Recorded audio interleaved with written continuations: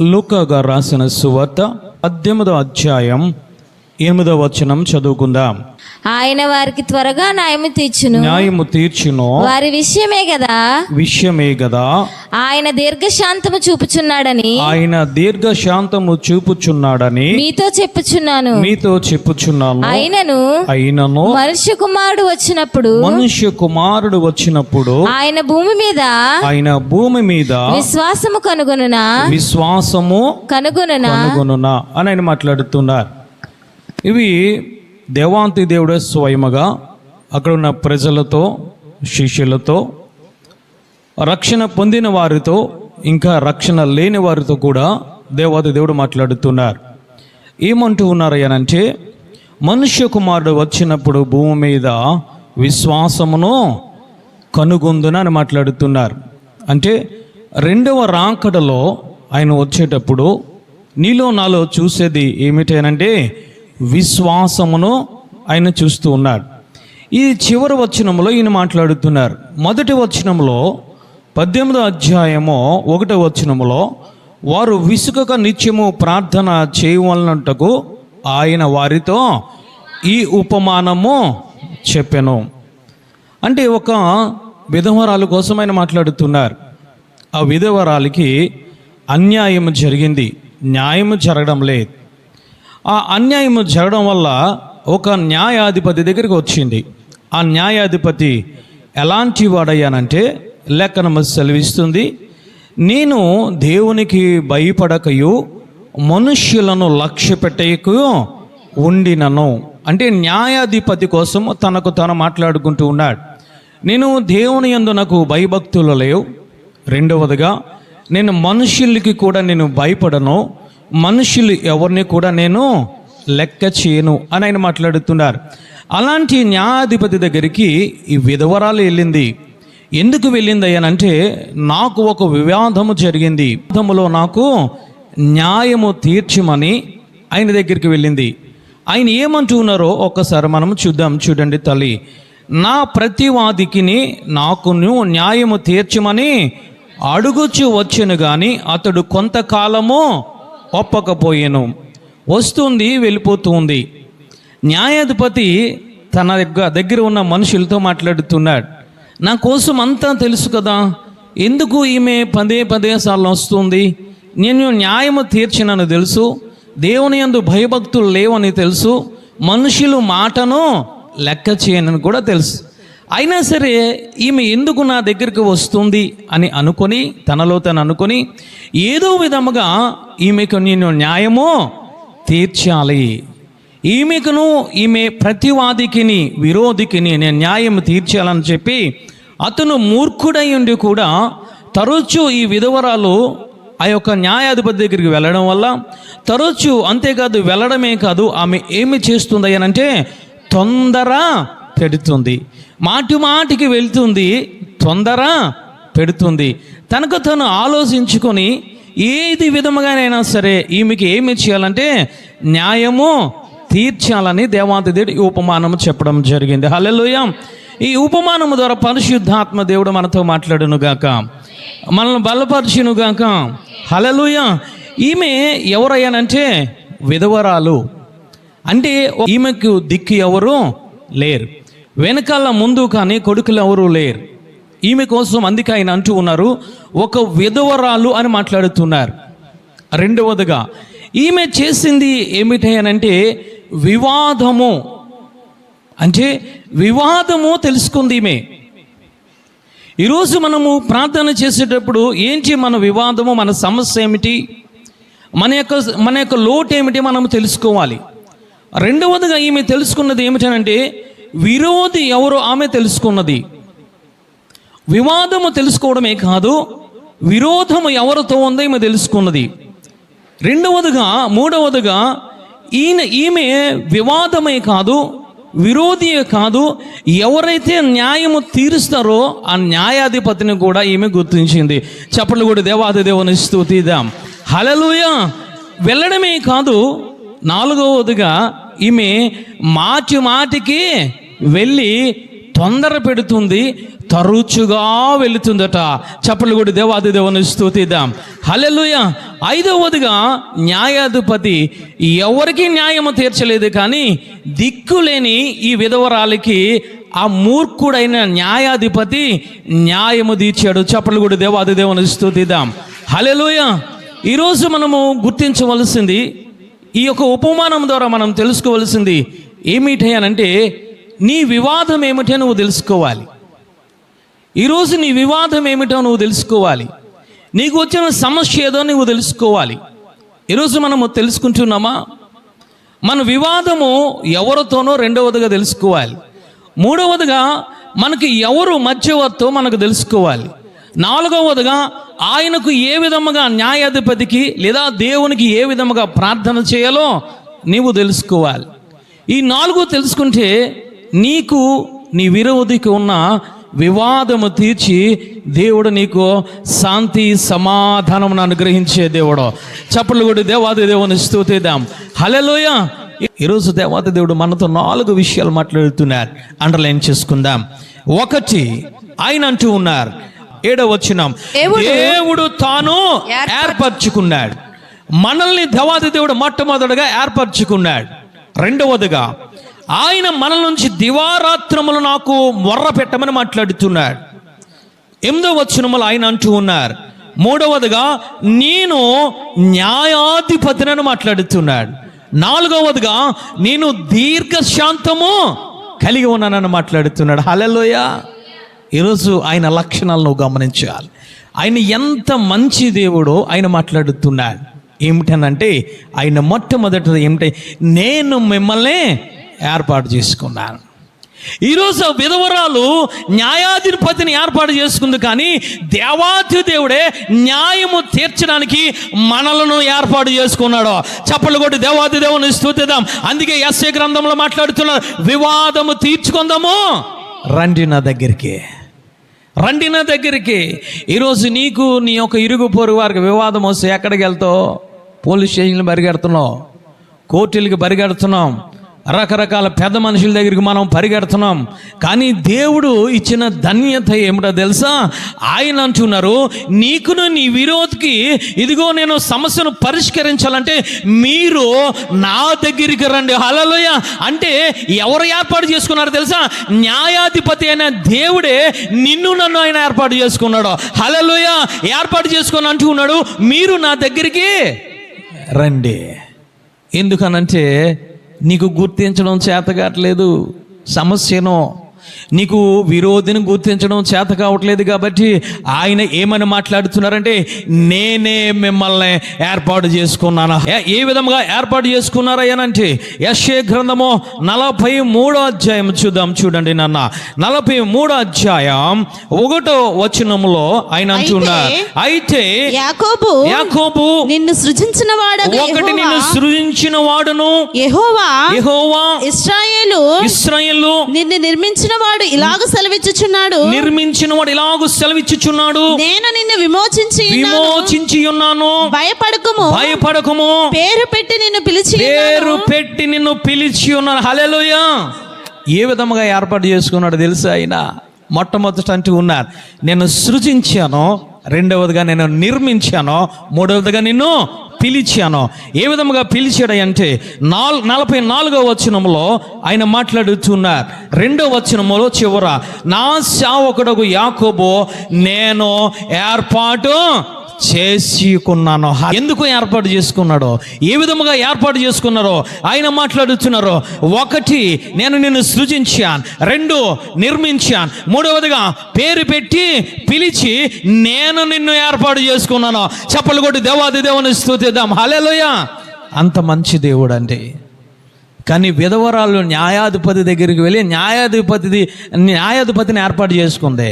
కానీ మన దేవాతి దేవుడు న్యాయాధిపతి అయిన దేవుడు ఏమి చేస్తున్నాడంటే, నీ సమస్యను గుర్తించి నీ విరోధిని గుర్తించి ఆయన అంటున్నాడు, నేను మిమ్మల్ని ఏర్పాటు చేసుకున్నా.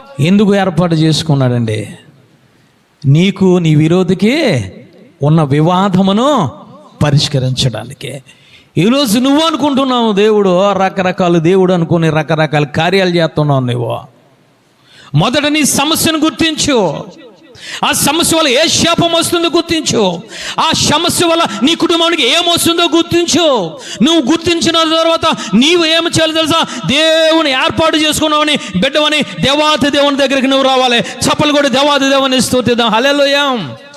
ఎందుకు ఏర్పాటు చేసుకున్నాడు అయ్యానంటే, ఆది కాండంలో దేవుడు మాట్లాడుతున్నారు, ఓ స్త్రీ నీకు విరోధి ఎవరో? సాతానుడు. వాడేం చేస్తాడు నేనంటే, నిన్ను మడుము మీద నిన్ను కొడతాడు, మడుము మీద నిన్ను కరుస్తాడు. వాడు నీవేమి చేస్తావో తెలుసా? తన తలను నువ్వు చదవ కొడతావు.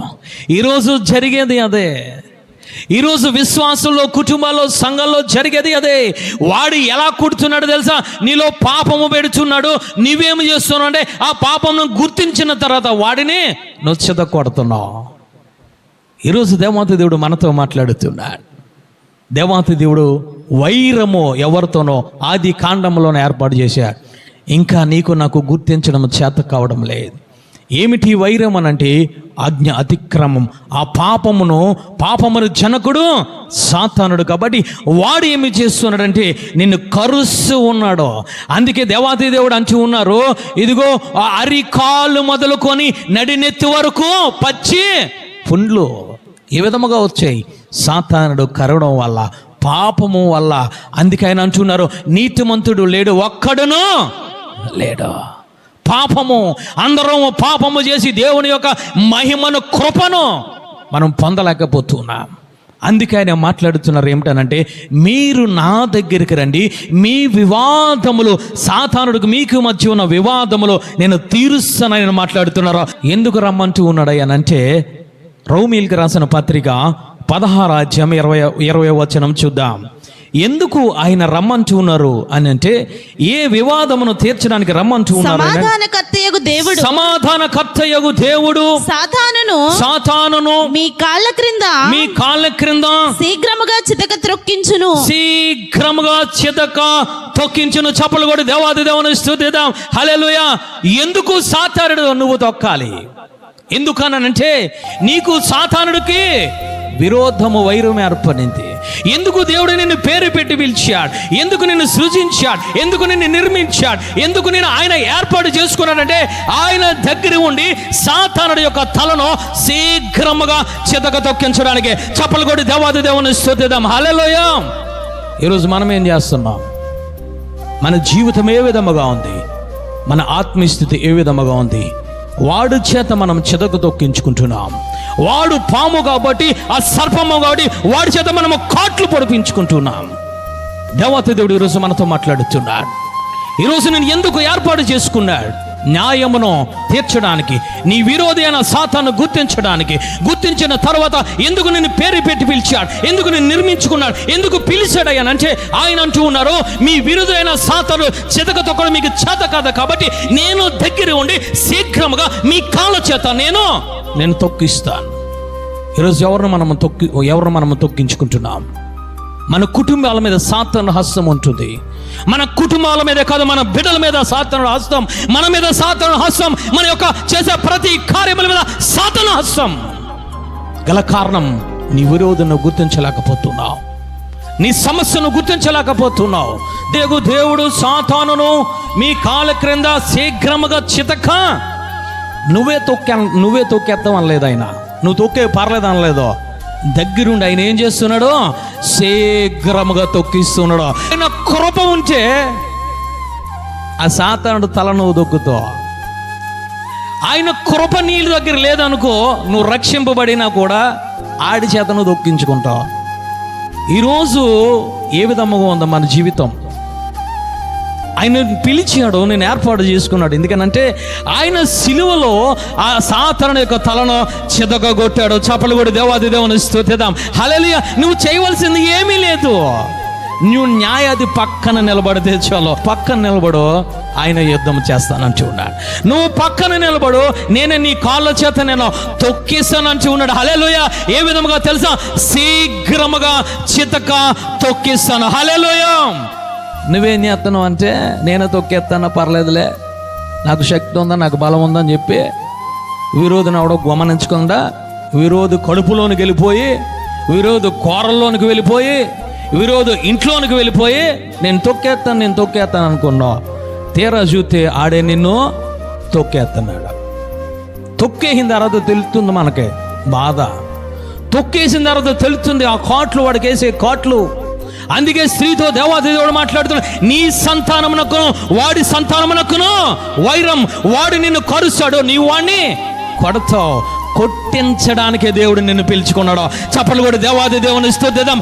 చేతితో కాదు నాన్న, నువ్వు కాళ్ళతో వాడిని తొక్కాలి. వాడి కాళ్ళ కింద నువ్వు ఉండడమో కాదు, నీ కాళ్ళ కింద వాడు ఉండాలి. చప్పలు కూడా దేవాది దేవుని స్తుతిద్దాం. హల్లెలూయా. ఎవరి కాళ్ళ కింద ఎవరు ఉంచున్నారు? ఎందుకు నిన్ను ఏర్పాటు చేసుకున్నాడు? ఎందుకు నిన్ను కన్నాడు? ఎందుకు నిన్ను నిర్మించుకున్నాడు? ఎందుకు ఐగుప్తు నుంచి తీసుకొచ్చి నిన్ను సంఘములో నాటాడనంటే వాడిని నువ్వు తొక్కడానికి. హల్లెలూయా. ఆలస్యంగా కాదు, ఒక తొక్కు తొక్కిన తర్వాత ఇంకొక తొక్కు ఒక గంట తర్వాత కాదు. ఆయన అనేది ఏమిటో తెలుసా? నీ చేత నేను శీఘ్రముగా తొక్కిస్తాను. చప్పలు కూడా దేవాది దేవుని స్తుతిలో. నువ్వు శీఘ్రముగా తొక్కకపోతే ఆ విరోధి అయిన సాతానుడు నీ కుటుంబంలోనికి వస్తాడు. విరోధైన సాతాను నేను తిరుగుతూ ఉన్నాడు వాడు. నువ్వు అనుక్షణము నువ్వు తొక్కుతూ ఉండాలి. నువ్వు తొక్కుతూ ఉండాలంటే న్యాయాధిపతి దగ్గర నువ్వు ఉండాలి. హల్లెలూయా. ఆయన బలిపీఠం దగ్గర నువ్వు ఉండాలి. ఆయన వాక్యములో నువ్వు ఉండాలి. ఆయన సంఘములో నువ్వు ఉండాలి.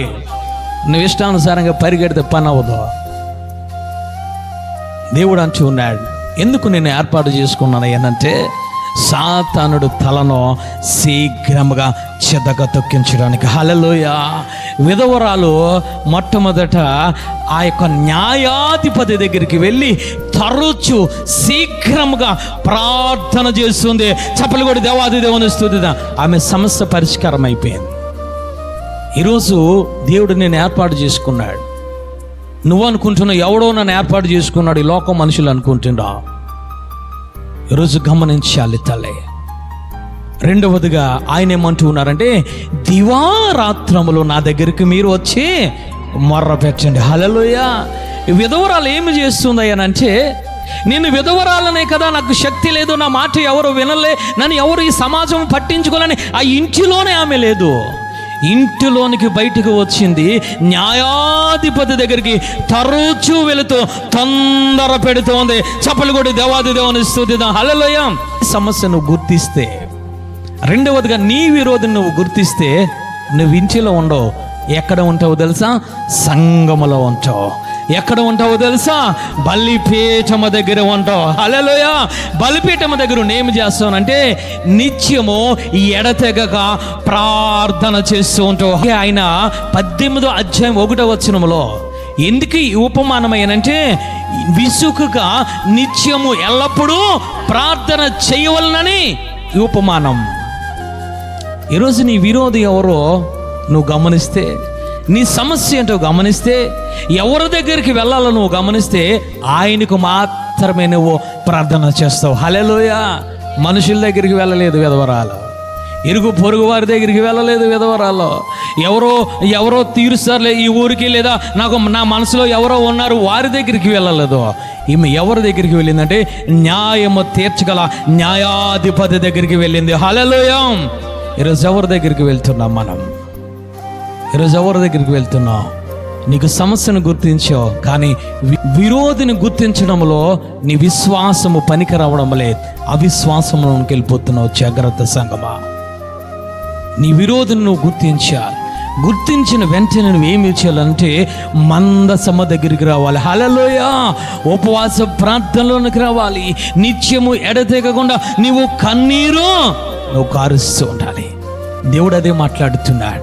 ఏమిటయ్యానంటే, మొదట నిన్న మిమ్మల్ని ఏర్పాటు చేసుకున్న మనుషులు ఏమి చేయాలంటే దివారాత్రములు నాకు మీరు మొర్ర పెట్టాలి. చప్పలు కూడా దేవాది దేవుని స్తుతిద్దాం. హల్లెలూయా.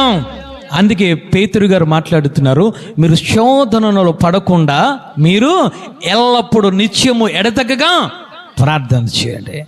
ఈరోజు నువ్వు సమస్యలు పడిపోయావేమో, ఈరోజు ఆర్థిక ఇబ్బందుల, అనారోగ్యమా, నీ కుటుంబ సమస్యలా, నువ్వు గుర్తించి ఎక్కడి నుంచి వచ్చే గుర్తించు, ఎవరి ద్వారా వచ్చే గుర్తించు, అది ఎక్కడ పరిష్కారం అవుతుందో గుర్తించిన తర్వాత నువ్వు ఏమి చేయాలో తెలుసా? దివారాత్రములో నువ్వు ప్రార్థన చేయాలి. చప్పలు కొడి దేవాది దేవుని స్తుతిద్దాం. 21 సంవత్సరాలు నా ఇష్టం, నా బలం, నా శక్తి అని యాకోబు దేవుని మరిచి తిరిగాడో, విరోధి ఎవడో గుర్తించారో, ఎబ్బోకురేవు దగ్గర ప్రార్థన చేస్తున్నాడో, ఏ విధంగా తెలుసా? దివారాత్రములు ప్రార్థన చేస్తున్నాడు. హల్లెలూయా. రాత్రంతా కూడా దేవుడితో పెనుగులాడుతున్నాడు.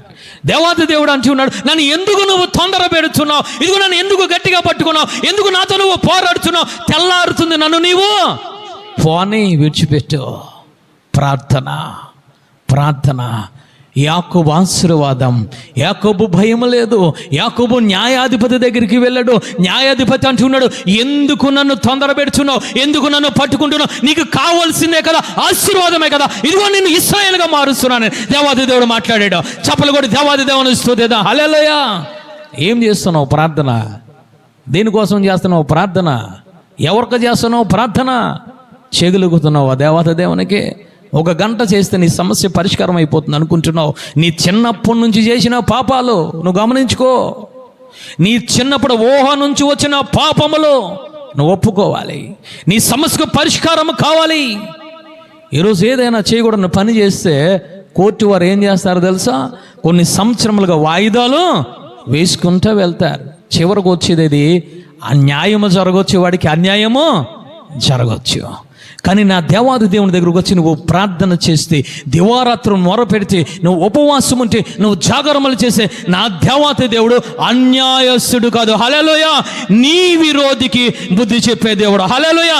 నీకు విజయమినిచ్చే దేవుడు. చప్పలు కూడా దేవాది దేవుని స్తుతిద్దాం. ప్రార్థన చేయగలుగుతున్నావా? ప్రార్థన అంటే ఎవరో చేస్తారు అనుకుంటున్నావు. లేదు తల్లి, నువ్వు ప్రార్థన చేయాలి. అందుకే దేవాది దేవుడు అంటూ ఉన్నాడు, విసుకక నిత్యము ప్రార్థన చేయి. నీ బిడ్డల కోసము ప్రార్థన చేయి. నీ సమస్య కోసము ప్రార్థన చేయి. నీ యొక్క ఆత్మీయ జీవితం ఎదుగుదల కోసము ప్రార్థన చేయి. ఏ పాపమునైతే జయించలేకపోతున్నావో, ఏ శాపం అయితే నీ ఏలుబడి చేస్తుందో, ఆ శాపమును విడుదల పొందే వరకు నువ్వు ఎడతెగకుండా ప్రార్థన చేయాలి. చప్పలు కూడా దేవాది దేవుని స్తుతిద్దాం. హల్లెలూయా. ఈ విధవరాలు చేసిన ప్రార్థన ఏమిటో తెలుసా? అతను అన్యాయస్తుడని తెలుసు, దేవునికి భయపడడని తెలుసు, ఆడు మూర్ఖుడని కూడా తెలుసు.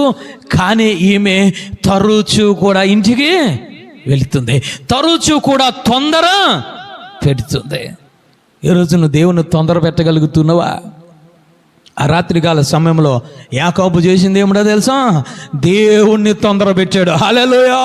తొందరపడిన దేవుడు అంటున్నాడు, నన్ను నీవు పోనీ, నన్ను నువ్వు వదిలిపెట్టు. ఈరోజు నువ్వు ప్రార్థన చేయగలగాలి. ఒకటి, దేవుడు నీ సమస్యను పరిష్కరించాలంటే, నీ విరోధినికి అపజయమునికి విజయం ఇవ్వాలనంటే దేవాది దేవుడు మాట్లాడుతున్నాడు. ఒకటి, నేను ఏర్పాటు చేసుకున్నాను. రెండవదిగా, నీవు నా దగ్గరకు వచ్చిన నీవు దివారాత్రులు ప్రార్థన చేయాలి. ఈరోజు మనం ఏ విధంగా ఉంటున్నాం అంటే, ప్రార్థన చేయడానికి ఇంకొకటి మనకు కావాలి. ప్రార్థన చేయాలి మనకి ఇరుగు పొరుగు వారు కావాలి. ఈమె విధవరాలు, నువ్వు రా నాన్న అని చెప్పి ఇంకొక స్త్రీనేమి తీసుకెళ్ళలేదు. ఈమె ఒంటరిగా న్యాయాధిపతి దగ్గరికి వెళ్ళింది. హల్లెలూయా. ఒంటరిగా ఎప్పుడన్నా ప్రార్థన చేయగలుగుతున్నావా? నీకు వచ్చిన సమస్యను బట్టి బలిపీఠం దగ్గరికి వచ్చి కన్నీరు కార్చగలుగుతున్నావా? ఉపవాసం ఉండగలుగుతున్నావా? నీవు మందిరానికి రావాలంటే ఇంకొకరు కావాలి. నీకు ఇంకొకరు తోడు ఉండాలి. వారు మోకరిస్తే నువ్వు మోకరిస్తావు, వారు నోరు తెరిస్తే నువ్వు నోరు తెరుస్తావు, వారు ఉపవాసం అంటే నువ్వు ఉపవాసం ఉంటావు. కానీ ఈ విధవరాలు ఏమి చేసిందో తెలుసా? ఎవరు ఏమైపోయినా పర్లేదు, నా విరోధి అయిన సాతానుడితో, నా విరోధితో నాకేమి కావాలి? విజయం కావాలి, నాకు న్యాయము కావాలని చెప్పి దివారాత్రులో నిత్యము వెళ్ళడమే కాదు, ఆయనను తొందర పెడుతూ వచ్చిందట. చప్పలు కొట్టి దేవాది దేవుని స్తుతిద్దాం. హల్లెలూయా. దేనిలో తొందరే? దేనిలో తొందర పెడుతున్నావు నువ్వు? నీ పాపంను పోగొట్టుకోవడానికి తొందర పెట్టు. దేనికి తొందర పెడుతున్నావు? నన్ను ఆశీర్వదించు నాయనా, నన్ను ఆశీర్వదించు నాయనా. ఆశీర్వదించుకోలేదు, ఆరోగ్యం ఇచ్చుకోలేదు, ఇంకా నేను పాపంలోకి వెళ్ళిపోతాను, ఇంకా లోకంలోకి వెళ్ళిపోతాను, నేను వెళ్ళిపోవడమే కాదు 10 మందిని చెడగొడతాను. ఇది కాదు నీ ప్రార్థన. నువ్వు వచ్చావనంటే నీ విరోధితో నీకు విజయము కావాలి. హల్లెలూయా. నీకు న్యాయం కావాలి. ఏంటి న్యాయం అనంటే, నీవు సాతానుడు తలను చెదగొట్టి వాడి తల మీద నువ్వు నిలబడాలి. చప్పలు కొట్టి దేవాది దేవుని స్తుతిద్దాం. ఈ లోకము మీద నువ్వు నిలబడాలి. హల్లెలూయా. అదండి విజయం. మూడవదిగా ఆయన ఏమంటూ ఉన్నారంటే, నేను ఎలాంటి వాడినయ్యానంటే నేను న్యాయాధిపతిని అని మాట్లాడుతున్నారు. చూడండి నాన్న, లూకాసు వార్త 18వ అధ్యాయం 8వ వచనం చదవండి. ఆయన ఇక త్వరగా న్యాయము తీర్చును వారి విషయమే కదా ఆయన దీర్ఘశాంతం చూపుచున్నాడు. దీర్ఘశాంతము చూపుచున్నానంటే ఆయన వారికి త్వరగా న్యాయము తీర్చును. అంటే ఆయన దేవుడు ఎవరో తెలుసా? న్యాయము గలవాడు. చప్పలు కూడా దేవాది దేవుని స్తుతిద్దాం. హల్లెలూయా. ఆయన న్యాయమునకు అధిపతి. ఆయన న్యాయమునకు అధిపతి. ఒకసారి చూద్దాం, యెషయా గ్రంథం 33వ అధ్యాయం 22వ వచనం చదువుకుందాం. యెహోవా మనకు న్యాయాధిపతి, యెహోవా మన శాసనకర్త, యెహోవా మన రాజు, ఆయన మనలను రక్షించును. చెప్పవా మనకు న్యాయాధిపతి, రెండవదిగా శాసనకర్త, మూడవదిగా రాజు. అంటే శాసనము చేసింది ఆయనే, న్యాయము తీర్చింది ఆయనే, నిన్ను రాజుగా నిలబెట్టేది కూడా ఆయనే. చప్పలు కొట్టి దేవాది దేవుని స్తుతిద్దాం. హల్లెలూయా. ఆయన అంటూ ఉన్నారు, నేను న్యాయాధిపతిని, ఆ న్యాయమును తీర్చగలిగే రాజును నేనే, ఆ న్యాయము ఆ శాసనమును రచించింది కూడా నేనే. మనం ఏమనుకుంటున్నాం? దేవుడు అన్యాయస్తుడు అని మాట్లాడుతున్నాం కాదు. ఆయన స్పష్టంగా మాట్లాడుతున్నాడు, నేను ఎవరిని తెలుసా? నేను న్యాయము తీర్చేవాడని. ఎక్కడి నుంచి రక్షిస్తాడో తెలుసా? నీ విరోధి అయినా సాతాను నుంచి రక్షిస్తాడు. ఈరోజు దేవాది దేవుడు మనతో మాట్లాడుతున్నాడు. ఆయన ఎలాంటి వాడు? న్యాయాధిపతి. ఆయన నీ పక్షాన న్యాయము కోసము యుద్ధము చేసే యెహోవా అయిన రాజు. రచించిందే న్యాయశాస్త్రం అండి. హల్లెలూయా. ఇందులో ఈ శాస్త్రంలో అన్యాయం ఏమీ లేదు, అక్రమం ఏమీ లేదు. ఈయన రచించింది ఏమిటో తెలుసా? ధర్మశాస్త్రాన్ని రచించాడు. హల్లెలూయా. ఎందుకయ్యానంటే నీకు నీ అపవాది అయినా విరోధి అయిన సాతానుడుకు వివాదమును తీర్చి నీకు న్యాయముగా నేను తీర్చి ఆయన తల మీద, సాతానుడు తల మీద నేను నిలబెట్టడానికి. చప్పలు కొట్టి దేవాది దేవుని స్తుతిద్దాం. హల్లెలూయా. హన్నకు పినిని నాకు విరోధము తీసివేసి న్యాయము చేశాడు. చప్పలు కొట్టి దేవాది దేవుని స్తుతిద్దాం. హల్లెలూయా. యాకోబుకు ఏసావుకు ఇదిగో విరోధము తీసివేసి న్యాయమును జరిపించిన న్యాయాధిపతి అయిన దేవుడు. చప్పలు కొట్టి దేవాది దేవుని స్తుతిద్దాం. హల్లెలూయా. లేయాకు రాహేలుకు వివాదమును తీసివేసి దేవాది దేవుడు బిడ్డలను ఇచ్చిన దేవాది దేవుడు. చప్పలు కొట్టి దేవాది దేవుని స్తుతిద్దాం. హల్లెలూయా. ఆ రాజ్యమునకును దానియేలుకును వివాదమును పరిష్కరించాడు. ఆయన న్యాయాధిపతి అయినా, ఆయన శాసనకర్త అయినా, వారు ఆ రాజ్యంలో ఉన్న ఆ రాజులందరూ దానియేలుకు వ్యతిరేకంగా శాసనము చేస్తే దేవుడు ఏమి చేశాడో తెలుసా? ఆ శాసనమును తిరగరాయించాడు. చప్పలు కూడా దేవాది దేవుని స్తుతిద్దాం. ఆ రాజు మాట్లాడుతున్నాడు, దానియేలు నమ్ముకున్న దేవుడు. చప్పలు కూడా దేవాది దేవుని స్తుతిద్దాం. ఏ విధమైన దానియేలు నమ్ముకున్న దేవుని దూషిస్తే మిమ్మల్ని మీ ఇంటిని తుత్తినీలిగా చేస్తాను. ఆయన నమ్ముకుంటే, నువ్వు ఆయన దగ్గరికి వస్తే, ఆయనకు నువ్వు ప్రార్థన చేస్తే, నువ్వు ఉపవాసం ఉంటే నీ విరోధి పట్ల ఆయన ఏమి చేస్తాడో తెలుసా? నీకు విజయమునిచ్చే దేవుడు. చప్పలు కూడా దేవాది దేవుని స్తుతిద్దాం. హల్లెలూయా.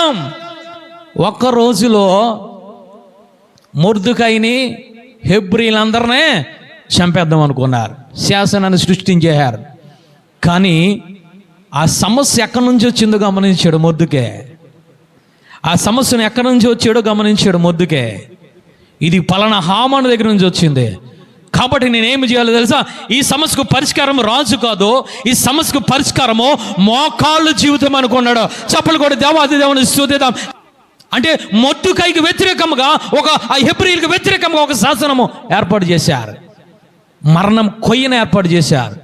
కానీ నా దేవాది దేవుడు ఆ యొక్క న్యాయమును తీర్చాడు. చప్పలు కూడా దేవాది దేవుని స్తుతిద్దాం. హల్లెలూయా. ఆ శాసనమును తిరగరాయించడమే కాదు, ఏమి చేశాడయ్యానంటే 60 అడుగుల ఆ ఉరుకొయ్య మీదకి ఎవరిని ఎక్కించాడనంటే హామాను ఎక్కించాడు. ఈ రోజు నువ్వు ఆయన దగ్గరికి వస్తే ఆయన అన్యాయస్తుడు కాదు. అందుకే ఆయన అంటూ ఉన్నాడు, నేను న్యాయాధిపతిని, నేను శాసనకర్తను, నేను మీకు రాజుగా ఉండి మిమ్మల్ని రక్షించే దేవాది దేవుని. చప్పలు కూడా దేవాది దేవుని స్తుతిద్దాం. హల్లెలూయా. ఈ విధవరాలు ఏం పొందుకుందో తెలుసా? న్యాయం పొందుకుంది. ఈ విధవరాలు ఏం పొందుకుందో తెలుసా? సంతోషాన్ని పొందుకుంది. ఈ విధవరాలు ఏం పొందుకుందో తెలుసా? నెమ్మదినే పొందుకుంది. ఒక అన్యాయస్తుడైన న్యాయాధిపతి విధవరాలకు తీర్పు తీరిస్తే దేవాతి దేవుని యందు భయభక్తులు లేనివాడు, మనుషులు లక్ష్యము చేయనివాడు ఒక న్యాయాధిపతి తన యొక్క విధవరాలకి న్యాయం తీస్తే నీ దేవుడు ఎలాంటి వాడు తెలుసా? న్యాయమునకు అధిపతి. హల్లెలూయా. ఆయన దగ్గరికి రాగలుగుతున్నావా? ఎవరెవరి దగ్గరకో పరిగెడుతున్నావు. చివరికి నేనేం చేస్తానంటే చేతులు వదిలేస్తారు.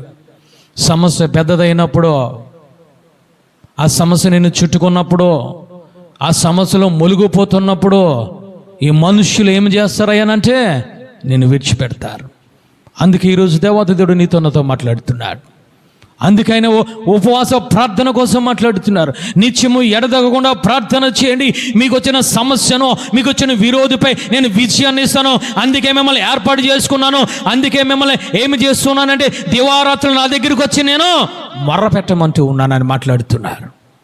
మూడవదిగా ఆయన ఏమంటూ ఉన్నారంటే నేను న్యాయాధిపతిని మాట్లాడుతున్నారు. హల్లెలూయా. ఈరోజు ఎవరు అనుకుంటున్నా న్యాయాధిపతి? ఈరోజు ఎవరు అనుకుంటున్నావు? ఆయన ఒకనొక రోజున ఇప్పుడు నీకు గొర్రె పిల్లగా కనబడుతున్నాడు. ఆయన ఇప్పుడు నీకు ప్రేమమయుడిగా కనబడుతున్నాడు.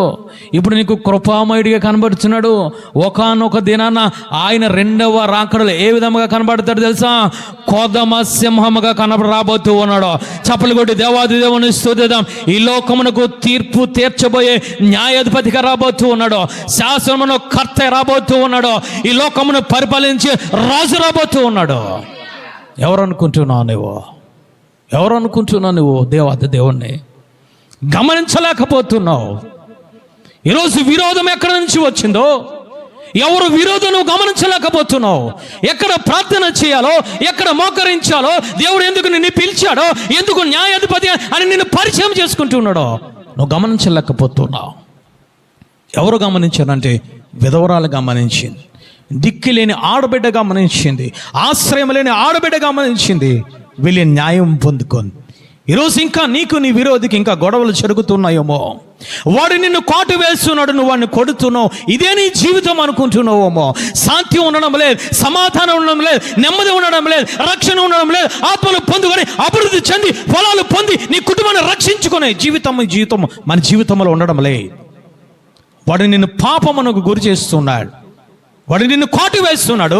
ఆ మందు తగ్గించుకునే వరకు, ఆ వాక్యములకు ఎదిగే వరకు ఉంటున్నావు, మరలా లోకములకు పోతున్నావు, మరలా వాడి చేత కోట ఎంచుకుంటున్నావు, మరలా వస్తున్నావు, మరలా నువ్వు ఉపశమనం పొందుతున్నావు, గాయం మాన్పించుకుంటున్నావు, మరలా లోకానికి వెళ్ళిపోతున్నావు.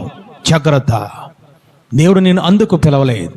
ఎందుకు పిలిచాడయ్యానంటే నీ విరోధి అయిన సాతాను నీ కాళ్ళ కింద సిగ్గమరగను తొక్కడానికి ఆయన నిన్ను పిలుచుకున్నాడు. ఈరోజు మనం ఎందుకుంటూ ఉన్నాం? ఈరోజు ఆపద వస్తే మోకాళ్ళు ప్రార్థన, శ్రమ వస్తే మోకాళ్ళు ప్రార్థన, అనారోగ్యం వస్తే మోకాళ్ళు ప్రార్థన. సమస్య పరిష్కారమైన తర్వాత మరలా లోకాశలు, మరలా దేవునికి వ్యతిరేకమైన కార్యాలు చేస్తున్నావు. జాగ్రత్త తల్లి. కానీ ఈ విధవరాలు ఏమి పొందుకుందో తెలుసా? న్యాయము పొందుకుంది. హల్లెలూయా. మొట్టమొదటిగా దేవుడు అంటున్నాడు నేను మిమ్మల్ని ఏర్పాటు చేసుకున్నాను. రెండవదిగా అంటున్నారు మీరు నాకు ప్రార్థన చేయాలని మాట్లాడుతున్నారు. మూడవదిగా అంటున్నారు నేను ఎలాంటి వాడేనంటే న్యాయాధిపతిని అని మాట్లాడుతున్నారు. హల్లెలూయా. నాలుగవదిగా ఆయన అంటున్నారు నేను దీర్ఘశాంతము కలవాడను. ఆయన దీర్ఘశాంతము కలవాడు తల్లి. అందుకే మోషేతో దేవాతి దేవుడు పరిచయం చేసుకునేటప్పుడు మాట్లాడుతున్నాడు నా నామాన్ని మీకు ప్రకటిస్తున్నానని. ఆయన కోసం ఏమని ప్రకటించుకుంటూ ఉన్నారంటే దేవాతి దేవుడు నేను కనికరము గలవాడను, నిన్ను దయగలవాడను, నేను దీర్ఘశాంతము గలవాడను, విస్తారమైన కృప సత్యము గల దేవుడను. చప్పలు కూడా దేవాది దేవుని స్తుతిద్దాం. హల్లెలూయా. ఆయన ఎలాంటి వాడు తెలుసా? ఆయన దీర్ఘశాంతము గలవాడు. ఈరోజు నువ్వు నేను అనుకుంటున్నావు పాపం చేస్తున్నాం కదా, ఎందుకు పనిష్మెంట్ రావట్లేదు? నేను అన్యాయంగా మాట్లాడుతున్నాను కదా, ఎందుకు పనిష్మెంట్ రావట్లేదు? దేవునికి వ్యతిరేకంగా కాలు ఎత్తుతున్నాను, చెయ్యి ఎత్తుతున్నాను, నోరు ఎత్తుతున్నాను, ఎందుకు నాకు పనిష్మెంట్ రావట్లేదు నా కుటుంబం మీదకి అని అంటే ఆయన మాట్లాడేది ఏమిటో తెలుసా? నేను ఎలాంటి వాడనో తెలుసా? దీర్ఘశాంతము కలవాడను. చప్పలు కొట్టి దేవాది దేవుని స్తుతిద్దాం. హల్లెలూయా. ఆ దీర్ఘశాంతాన్ని నీవు మలిచేసుకుంటున్నావు, చులకన చూస్తున్నావు. అందుకే ఎందుకు ఈ దీర్ఘశాంతం అయ్యానంటే 2వ పేతురు రాసిన పత్రిక 3వ అధ్యాయం 15వ వచనం చదువుకుందాం. ఎందుకు దీర్ఘశాంతం చూపుతున్నాడు ఆయన? ఎందుకు ఏ విషయంలో ఆయన దీర్ఘశాంతం చూపుతున్నాడో ఆయన మాట్లాడుతున్నారు. మరియు మన ప్రభు యొక్క దీర్ఘశాంతము రక్షణార్థమైనదని ఎంచుకొనుడి. ఎందుకట? ఎందుకు అయ్యానంటే రక్షణ విషయంలో ఆయన దీర్ఘశాంతం చూపుతున్నాడు. నీవు నేను చేసిన పాపములను బట్టి ఎప్పుడో మరణానికి అప్పచెప్పేయాలి, ఎప్పుడో శత్రువైన సాతానుకు అప్పచెప్పాలి. కానీ అప్పచెప్పడం లేదు.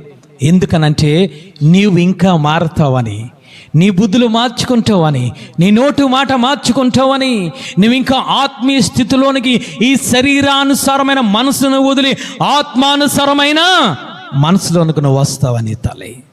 ఎందుకు దీర్ఘశాంతము ఆయన చూపుతున్నాడో ఆయన మాట్లాడుతున్నారు. ప్రభువు యొక్క దీర్ఘశాంతము రక్షణార్థమైనదని ఎంచుకొనుడి. అలాగూ మన ప్రియ సహోదరుడైన పౌలు కూడా తమకు అనుగ్రహింపబడిన జ్ఞానము చొప్పున మీకు రాసి ఉన్నారు. ఆయన మాట్లాడుతున్నారు. అపోస్తలుడైన పౌలు గారు మాట్లాడుతున్నారు. నన్ను ఎప్పుడో మరణానికి అప్పచెప్పాలి, సంఘాన్ని హింసించాను, దూషించాను, రకరకాల సంఘాన్ని పాడు చేశాను. కానీ ఎందుకు అయ్యానంటే నేను రక్షణ పొంది నిమిత్తమో. చప్పలు కొట్టి దేవాది దేవుని స్తుతిద్దాం. ఆయన దీర్ఘశాంతం ఎందుకు అయ్యానంటే నీవు నీ కుటుంబం ఇంకా రక్షణ పొందుతుందని, నువ్వు ఇంకా మారు మనసు పొందుతావని, మారు మనసును పొందిన బిడ్డ ఇంకా నువ్వు ఆత్మను పొందుకుంటావని, ఆత్మ పొందుకున్న బిడ్డ ఇంకా నువ్వు ఫలాలు ఫలిస్తావని, ఆ ఫలాల ద్వారా నీ కుటుంబాన్ని నువ్వు రక్షించుకుంటావని. హల్లెలూయా. ఎందుకు ఉపయోగించుకుంటున్నావు? ఈరోజు ఈ దీర్ఘశాంతాన్ని చులకన చూస్తున్నావు. ఆయన దీర్ఘశాంతాన్ని చులకన చూస్తున్నావా? ఆయన కనికరమును చులకనగా చూస్తున్నావు. ఆయన దయను, ఆయన కృప సత్యములుగా సంపూర్ణమైన దేవుణ్ణి చాలా చులకనగా చూస్తున్నావు. జాగ్రత్త నాన్న. పాపముల మీద పాపము చేసుకుంటూ వెళ్ళిపోతున్నావు. ధర్మశాస్త్రమును ఎరిగిన నీవు, ధర్మశాస్త్రమును ధ్యానిస్తున్నా నేను, ఇంకా నేను పాపము చేస్తున్నాను, నాకేమీ కావడం లేదులే, నా మీదకు శాపము రావడం లేదులే అని రకరకాలుగా ఆలోచించుకున్న బిడ్డలతో ఈరోజు పరిశుద్ధాత్మ దేవుడు మాట్లాడుతున్నాడు. ఏమిటయ్యానంటే రక్షణ విషయంలో ఆయన దీర్ఘం చూపుతున్నాడు. రక్షణ లేకపోతే అపవాది అయిన సాతానుని మింగివేస్తాడు. వాడు కడుపులోనికి నువ్వు వెళ్ళిపోతావు, వాడు మరణంలోనికి తీసుకువెళ్ళిపోతాడు. కాబట్టి మరణంలోనికి నువ్వు వెళ్ళకుండా ఆయన ఏమి చేస్తున్నాడంటే రక్షణ విషయంలో ఆయన దీర్ఘశాంతము చూపుతున్నాడు. చప్పలు కూడా దేవాది దేవుని స్తుతిద్దాం. హల్లెలూయా. ఈరోజు మనం ఏ విధముగా ఉన్నాం? నోవహు కాలంలోనంట 120 సంవత్సరములు వాడను తయారు చేసుకుంటూ, ఆ వృద్ధాప్యంలో కుటుంబాన్ని పోషించుకుంటూ, ఆ కన్న బిడ్డలకు, ఆ 3 బిడ్డలకు, 3 కోడళ్లకు కూడా వాక్యాన్ని బోధిస్తూ ఇతను ఏమి చేస్తున్నాడంటే ఆ యొక్క నోవహు ప్రపంచంలోని అందరి దగ్గరికి వెళ్ళి సువార్తను ప్రకటిస్తున్నాడంట. వస్తుంది, జలప్రలయం వస్తుంది, ఇదిగో రాబోతుంది, మారు మనసు పొందండి. వారు ఏమి చేస్తున్నారంటే నోవహు మాటను లెక్క చేయలేదు, సువార్తను అంగీకరించలేదు, ఆ యొక్క రక్షణను చులకనగా చూసుకున్నారు. దేవుడు 120 సంవత్సరముల సమయం ఇచ్చాడండి వారికి. ఈరోజు ఆ విధంగా సమయం ఇస్తూ ఉన్నాడు. ఈరోజు ఆ విధంగా నేను హెచ్చరిస్తున్నాడు ఆయన, ఆ విధంగా నీకు వాక్యాన్ని బోధిస్తున్నాడు ఆయన. నోవహు కాలంలో ఏ విధంగా సువార్తను ప్రకటించాడో అదే విధంగా పరిశుద్ధాత్మ దేవుడు ఈ లోకములో ఉండి నీ మారు మనసు నిమిత్తమో, నీ బిడ్డల మారు మనసు నిమిత్తమో సువార్తను ప్రకటిస్తూ ఉన్నాడు ఆయన.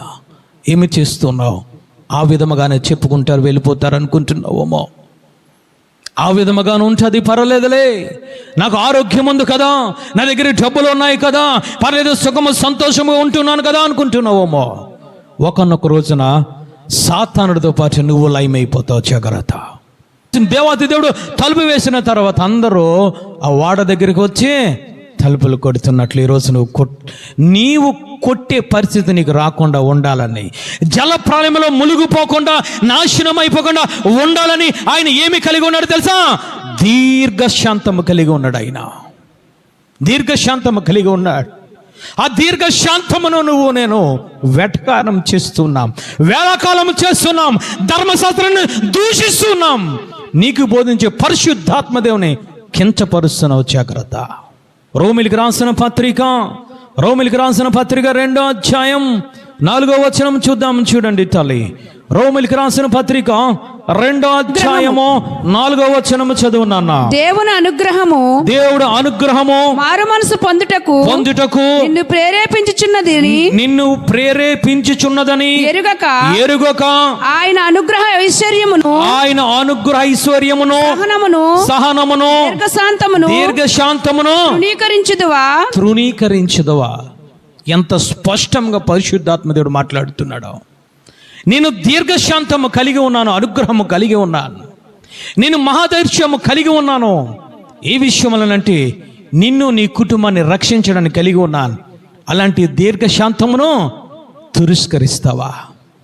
ఈరోజు మనం తిరస్కరిస్తున్నాం, వాక్యాన్ని తిరస్కరిస్తున్నాము. నాకు కాదని, వాక్యమును నాకు కాదులే వేరే వారికి అనుకుంటున్నాం, ఆత్మ నాకు కాదు వేరే వారికి అనుకుంటున్నాం, ప్రార్థన నాకు కాదు వేరే వారు చేస్తారనుకుంటున్నాం. తిరస్కరిస్తున్నాం. జాగ్రత్త నాన్న. ఈరోజు తృణీకరిస్తున్నాం. ఆ విధంగా తృణీకరించాడు ఎవడయ్యానంటే యాసావు తృణీకరించాడు, ఆకాను తృణీకరించాడు, గెహాజు తృణీకరించాడు. దేవుని తెలుసా, దేవుని యొక్క దీర్ఘశాంతమును తృణీకరించాడు. తృణీకరించిన తర్వాత యాసావు కోసం మాట్లాడు, కన్నీటితో వెతికినా మరలా రక్షణ పొందుకోలేకపోయాడు. సొదొమ గొమొర్రా ప్రజల జీవితంలో జరిగింది. నోవహు ప్రజల జీవితం, నోవహు కాలంలో ఆ ప్రజల జీవితంలో జరిగింది అదే. ఈరోజు అదే విధముగా ఈరోజు నువ్వు రక్షణ తృణీకరిస్తున్నావమ్మా. కానీ ఈమె పొందుకున్నది విధవరాలు ఏమిటో తెలుసా? రక్షణ పొందుకున్నది. హల్లెలూయా. ఈమె పొందుకున్నది న్యాయమును పొందుకున్నది, ఈమె పొందుకున్నది విజయాన్ని పొందుకున్నది, తన శత్రువు మీద విజయాన్ని పొందుకున్నది. చప్పలు కొట్టి దేవాది దేవుని స్తుతిద్దాం. హల్లెలూయా. ఈరోజు దేవత దేవుడు మనతో మాట్లాడుతున్నాడు. తృణీకరిస్తున్నావా? ఎలా కాలం చేస్తున్నావా? పరిశుద్ధాత్మ దేవుణ్ణి జాగ్రత్త. ఒక్కనొక రోజున లెక్క అప్పగించాలి. అందుకే ఆ యొక్క 18వ అధ్యాయము 8వ వచనంలో ఏమన్నా మాట్లాడుతున్నారంటే ఈ 4 విషయాలు చెప్పి ఆయన ఏమన్నా మాట్లాడుతున్నారో చదువునన్న. ఆయన వారికి త్వరగా న్యాయము తీర్చును వారి విషయమే కదా ఆయన దీర్ఘశాంతము చూపుచున్నాడని మీతో చెప్పుచున్నాను. అయినను మనుష్య కుమారుడు వచ్చినప్పుడు ఆయన భూమి మీద విశ్వాసమును కనుగొందునా. రెండవ రాకడ కోసం ఆయన మాట్లాడుతున్నారు. ఈ విషయాలన్నీ చెప్పాడు. ఏమిటనంటే, నేను మిమ్మల్ని ఏర్పాటు చేసుకున్నాను, మీరు నా దగ్గరికి వచ్చి దివారాత్రములు మొరపెట్టాలి. 3వదిగా నేను న్యాయాధిపతిని మాట్లాడారు. 4వదిగా నేను దీర్ఘశాంతము గలవాడనని మాట్లాడుతూ ఆయన అంటున్నారు, నేను మీకు త్వరగా తీర్పు తీర్చబోతున్నాను. ఎప్పుడయ్యానంటే మరలా 2వ రాకడలో వచ్చినప్పుడు ఒక్క విశ్వాసిని కనుగొందునా. అంటే ఆ విశ్వాసులో ఏమి చూస్తున్నాడు తెలుసా? విశ్వాసమును చూస్తున్నాడు. చప్పలు కొట్టి దేవాది దేవుని స్తుతిద్దాం. హల్లెలూయా. ఈరోజు నువ్వు విశ్వాసంగా ఉన్నావా? మనం నటించేస్తున్నాం నటులు. మనకి పద్మభూషణ్ అవార్డులు ఇవ్వాలి. మనకి రకరకాల అవార్డులు ఈ దేశంలో, ఈ ప్రపంచంలో నోబెల్ బహుమతులన్నీ మనకే వచ్చేస్తూ ఉంటాయి. మనం చేసే పనులు ఒకటే, మనం మాట్లాడేది ఒకటే, మనం నడిచేది ఒకటే. కానీ సంఘానికి వచ్చి నేను విశ్వాసిని, ఇలాంటి వారి కోసమైనా మాట్లాడుతున్నారు. నేను ఒక్క విశ్వాసిని కనుగొందునా. చదవండి. ఆయనను మనుష్య కుమారుడు వచ్చినప్పుడు ఆయన భూమి మీద విశ్వాసమును కనుగొందునా. ఏమనుకుంటున్నావు విశ్వాసం అంటే? నేను విశ్వాసం ఉంచితే నా కొడుకు బాగుడు పోరిపోతాడు అనుకుంటున్నావు విశ్వాసం అంటే? నేను విశ్వాసం ఉంటే నాకు స్వస్థత జరుగుతుంది అనుకుంటున్నావు విశ్వాసం ఉంటే? విశ్వాసం అంటే ఏమిటో తెలుసా? వినుట వల్ల విశ్వాసము ఉండును పొందును, అవిశ్వాసము ద్వారా మనిషి రక్షింపబడును. చప్పలు కొట్టి దేవాది దేవుని స్తుతిద్దాం. హల్లెలూయా. రక్షణార్థమైన విశ్వాసం. ఆత్మీయ జీవితం అనే ఆ యొక్క ఇంటిలో ఏమి కనుగొంటూ ఉన్నాడో తెలుసా? ఆయన విశ్వాసమును కనుగొంటూ ఉన్నాడు. హల్లెలూయా. న్యాయాధిపతి విధవరాలకు తీర్పు తీర్చడానికి గల కారణమే, ముఖ్య కారణం ఏమిటో తెలుసా? ఆమెలో ఉన్న విశ్వాసమును చూశాడు ఆ న్యాయాధిపతి. చప్పలు కొట్టి దేవాది దేవుని స్తుతిద్దాం. హల్లెలూయా. ఏమిటి విశ్వాసం అంటే? నన్ను తప్ప ఎవరి దగ్గరికి ఈమె వెళ్ళడం లేదు, నాకు తప్ప ప్రార్థన ఎవరికే చేయడం లేదు, ఈమె తరచుగా రావడానికి, నన్ను తొందర పెట్టడానికి ఆమెలో ఈ న్యాయాధిపతి ఏమి కనుగొన్నాడో తెలుసా? విశ్వాసమును కనుగొన్నాడు. చప్పలు కొట్టి దేవాది దేవుని స్తుతిద్దాం. ఈరోజు దేవాది దేవుడు నీలో విశ్వాసాన్ని చూస్తున్నాడు ఆయన. ఎందుకనంటే ఆయన అంటూ ఉన్నారు, నేను మిమ్మల్ని ఏర్పాటు చేసుకున్నాను. రెండవదిగా మీరు నాకు మొరపెట్టాలి. మూడవదిగా నేను న్యాయాధిపతిని. నాలుగవదిగా నేను దీర్ఘ శాంతము నేను చూపిస్తూ ఉన్నాను. హల్లెలూయా. విశ్వాసం అంటే ఏమిటో యోహాను గారు మాట్లాడుతున్నారు. యోహాను గారు రాసిన మొదటి పత్రిక 5వ అధ్యాయం 4వ వచనం చదువుకుందాం. దీని మూలముగా పుట్టిన వారందరూ లోకమును జయించుదురు. లోకమును జయించిన విజయము మన విశ్వాసమే. చప్పట్లు కూడా దేవాది దేవుని స్తుతిద్దాం. హల్లెలూయా. ఏమిటి విశ్వాసం? అంటే లోకమును నీవు జయించడమే విశ్వాసము. చప్పలు కూడా దేవాది దేవుని స్తుతిద్దాం. హల్లెలూయా. నువ్వు ఎప్పుడు జయిస్తావు లోకాన్నంటే దేవుని మూలముగా పుట్టిన వారందరూ లోకమును జయించుదురు. లోకము జయించిన విజయము మన విశ్వాసమే. యేసు దేవుని కుమారుడని నమ్మువాడు తప్ప లోకమును జయించువాడు మరి ఎవరును లేడు. చప్పలు కూడా దేవాది దేవుని స్తుతిద్దాం. హల్లెలూయా. ఆయన అంటూ ఉన్నారు, రెండవ రాకడలో నేను వస్తాను, భూమి మీద ఒక్క విశ్వాసని కనుగొందునా అంటే దాని యొక్క అర్థం ఏమిటనంటే, దేవుని మాటలు ఏమిటనంటే, విశ్వాసము కలవాడు దేనిని జయిస్తాడు? లోకమును జయిస్తాడు. హల్లెలూయా. అంటే ఆయన రెండవ రాకడలో చూసేది ఏమిటో తెలుసా? ఎవరైతే లోకమును జయిస్తున్నారో వారిని ఆయన చూస్తున్నాడు. చప్పలు కూడా దేవాది దేవుని స్తుతిద్దాం. లోకం అనగా ఏమిటో తెలుసా? నీకు విరోధమైనది. లోకం అనగా ఎవరు తెలుసా?